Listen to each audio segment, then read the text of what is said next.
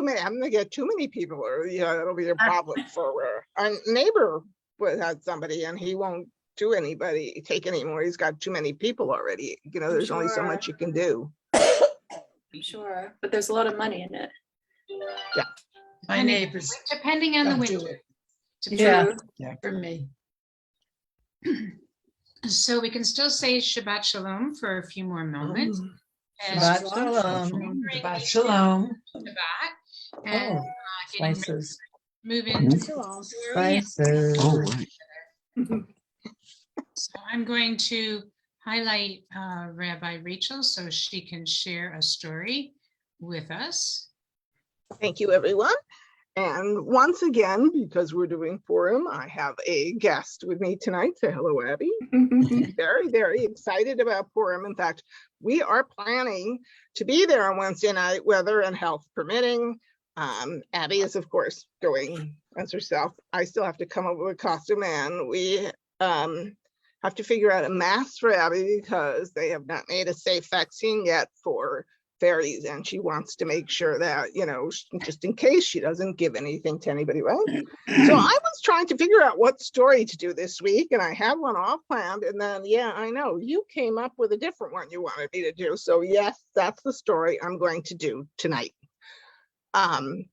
This one actually has, because Purim, you have costumes and dress up, and sometimes things are not exactly what you think they might be. So that is what this story is about.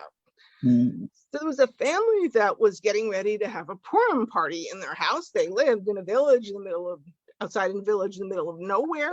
And everybody would come to their house for Purim, and they would do a Purim play, Purim spiel. With that, people would come dressed up, and they would make some of the food themselves, and other people from the village would bring food. Now, the problem with living near a forest is that there are other critters in the forest. And in a cave near where they live, they didn't realize that there was a mama bear and a baby bear who were fast asleep, hibernating for the winter. Well, for the first time ever, the baby bear woke up, and his mother was still asleep. But boy, he was having trouble because when he figured out what it was, he was very hungry. He obviously hadn't eaten anything since the fall. And he was debating, whether his mom would want to let him to go and stuff. He wasn't going to wake her up because she'd be really cranky. So he decided to wander off. And of course, you go looking for smells because you want food. So the little bear walked down, and he could see from the distance the house of these people who were getting ready to celebrate Purim. And oh, the foods smelled so good, but he was debating, should he go, shouldn't he go? He was a bear, he was a little frightened of people. And then all of a sudden, he saw this whole parade of other people coming, and he was wondering though if there were people, because there was someone who sort of looked human, but he had a horse's head on. And there were people with masks, and there was a little boy who was wearing, the little boy looked sort of like him, except he had his face, because he was he was just like a bear with a human face. So the little bear thought that, he was going to go in and he was going to see what would happen. And everybody had already walked in the door, and the little bear came up behind the masqueraders, and nobody stopped him. In fact, they welcomed him. They said, wow, look at you. What a costume. Gee, that looks perfect. Wow, there's no wrinkles or anything, and it just fits wonderfully. And the little bear, of course, didn't bother with talking with anybody, because the little bear couldn't talk to the humans. But what he did see was a table filled with all kinds of food. So he quickly walked over to the table. He was walking on his hind feet, because bears can do that. And he took some honey and some apple juice, and then some raisins, and then some more apple juice. Oh, and a whole lot of delicious hamantash. And he just ate way too fast and way too much, so that he started to feel a little dizzy. But the people were wondering, they knew pretty much who everybody was, but they were wondering, who is this person in this wonderful bear costume? They're saying, gee, one person said, if it wasn't so short, I would think it was Bella the tailor because he makes wonderful suits. I mean, look at how perfect that fits. No, no, no, somebody else said. It's Pesha, the pickle sailor. She always has the best Purim costume. No, no, no, said a third man. It absolutely has to be Heschel the hairy man. I know his bandy legs anywhere. And he went over to the bear and said, hey, Heschel. And the bear gave him a little nudge the man gave the bear a little nudge to get him his attention. You don't have any noisemakers, he said. Here, have one of mine. And he took a hat that had bells on it and put it on the bear's head. Now, little bear was not really thrilled. After all, he was feeling full and a little queasy to his stomach from all that. And he gave a little bit of a growl. Now, most people didn't hear it, but Itzhak, the little boy who was also, well, I shan't say also dressed like a bear, but the little boy who was the real little boy who was dressed like a bear, went over to his mother and tugged on her skirt and said, Mama, I think that's a real bear. But his mother just laughed. A real bear in David's house? Ugh, drinking juice and eating hummintashen? Silly, my son. So the leader of the masqueraders stood up in a chair and said, okay, folks, it's time for us to get our Purim play together. Where's Queen Esther? Hey, King Ahasuerus, you stand over there. The horse, we need the horse in the corner over there. You people of Persia, come on, we need everyone to be able to make noise. And where's Haman? And of course, everyone said the name. Someone says the name Haman. There was boo, hits banging on the table, people stomping their feet. Oh, so much noise. Well, the noise was too much for the little bear. He sank into a comfortable chair and closed his eyes. All he wanted was for all these noisy people to leave him alone.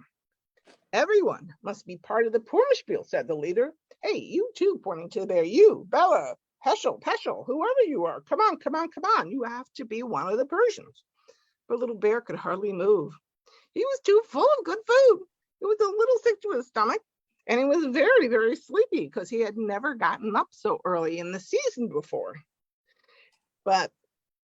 So he didn't move, but the people, they wanted everyone to participate. So they shouted in his ear, they shook him and they tickled him. And little bear gave another growl. Again, Itzhak was the only one who heard it. And this time he tugged on his mother's sleeve. Don't touch him, he whispered. He's a real bear. I know it. But no one was paying any attention to him. Wake up, they shouted at the mystery bear. It's time for the Purim play. And then someone poked the little bear in the stomach with a stick. Now, they didn't poke very hard, but it landed right in front of his full belly. He gave a tiny grunt. Itzhak heard that too. He tugged harder on his mother's skirt. Mama, he whispered, don't touch him. He's a real bear, I tell you. But his mother didn't hear him because everybody was making too much noise. And she was over by little bear giving him a shake. Well, that was just too much for little bear. He jumped out of his chair with a roar, and his white teeth flashed, and they could see his tongue, and all the Purim players were shocked. They said, oh, it's a real bear. It's a real bear. Run for your life. And they all ran out of the house. Some hid in the barn, some hid in barrels, some climbed trees, some climbed on the rooftop of the barn. They crowded into the cow shed and hid behind the cows, and some even jumped in the river.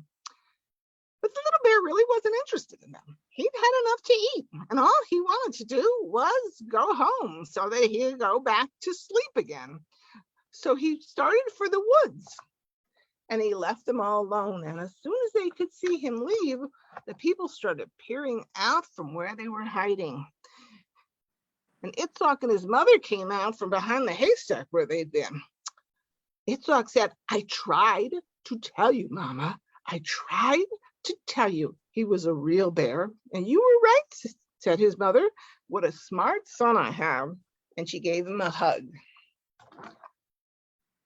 And the story just teaches us we need to be very careful about who we see and what kind of costumes and what kind of assumptions we make about them. But you never know who's behind that mask that comes into a Purim play. That's our story for tonight. You happy with that? Okay, she's happy. She's thrilled. This is one she wanted me to tell.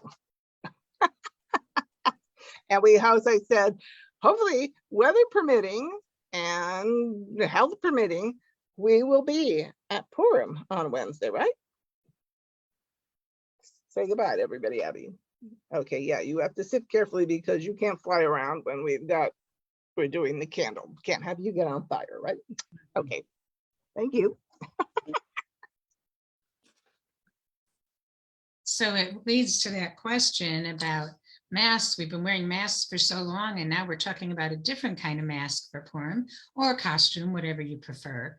So whether it's something on your face or what other kind of costume, for those of you who are going to be on Zoom, we probably will only see part of you. For those of us who will be in the sanctuary, we'll see each other, and I have the opportunity to see what kind of costumes we do to have some fun, let our hair down a little bit for Purim. So I'm going to share the Havdalah blessings and these songs.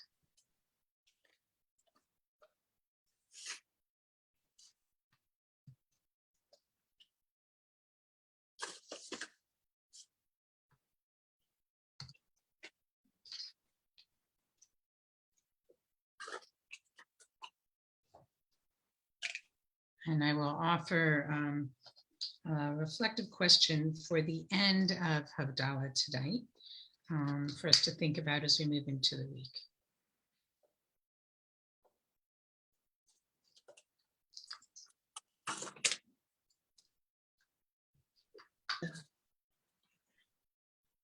Ya la la la la la la la, ya la la la la la la la, ya la la la la la la la la la la la la, ya la la la la la la la, ya la la la la la la la, ya la la la la la, ya la la la la la la. Baruch atah Adonai Eloheinu Melech haolam, Borei peri hagafen, Borei peri hagafen.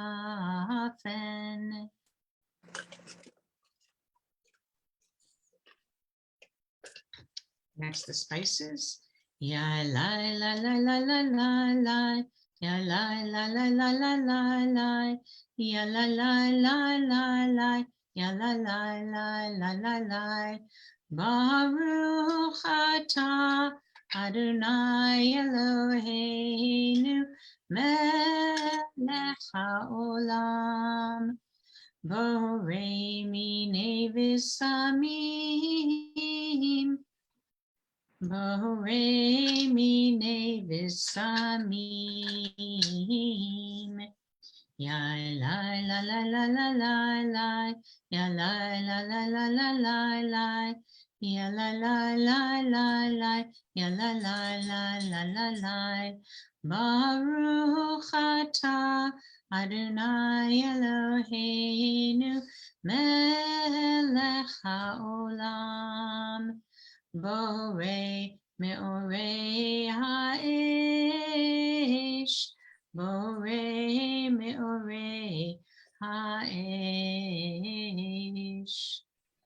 Ya la la la la la la la, ya la la la la la la la, ya la la la la la, ya la la la la la la. Baruch atah Adonai Eloheinu melech haolam, hamavdil ben kodesh lechol, ben or lechoshech, בין יום השביעי לששת ימי המעשה. ברוך אתה אדוני המבדיל בין קודש לחול.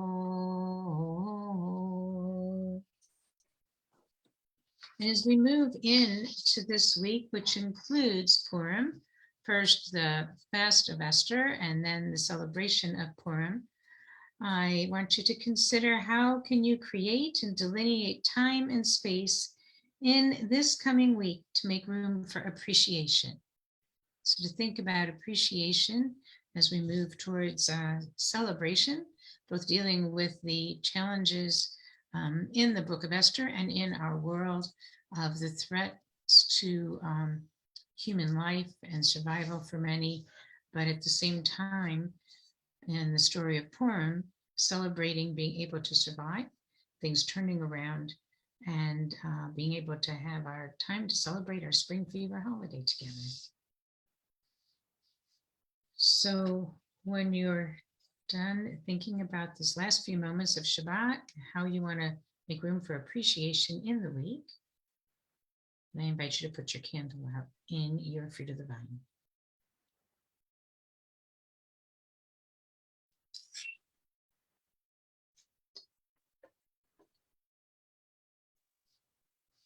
Eliyahu Hanavi, Eliyahu Hatishbi, Eliyahu, Eliyahu, Eliyahu Hagiladi, Bimera v'yameinu, Yavo Eleinu, Imashiach ben David, Imashiach ben David, Eliyahu Hanavi, Eliyahu Hatishbi, Eliyahu, Eliyahu, Eliyahu Hagiladi.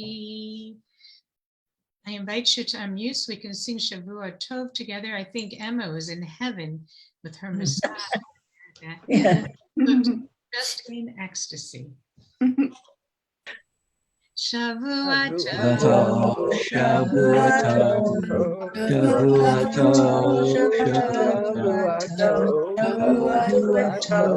Shavua Tov, Shavua Tov, Shavua Tov, good week of peace, gladness reign,